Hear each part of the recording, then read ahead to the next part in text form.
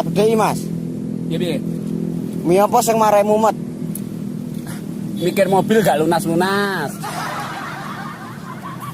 Mikir kontrakan wayahe bayar. Terus, Mikir bojone wong. Mas, iki lak mie ayam to. Iya. Kuwi ngopo sebab pitik jenenge mie ayam iki? Ya mergo cilik. Lah terus, Lak mie gajah gede. cara ngono ayamnya ayam apa, Mas?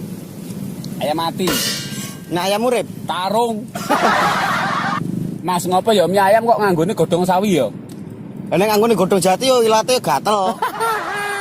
Ngomong-ngomong mie ayam, Ya. aku jadi inget ya. Ayam itu sangat mulia karena setelah dia mati, dia punya nama banyak. Ayam goreng, ayam bakar, ayam kremes. Ayam sing enak ya enak Ted. Ayam kampus. Ayam lah bareng ngendok. Tok tok tok tok. Tok tok tok tok tok.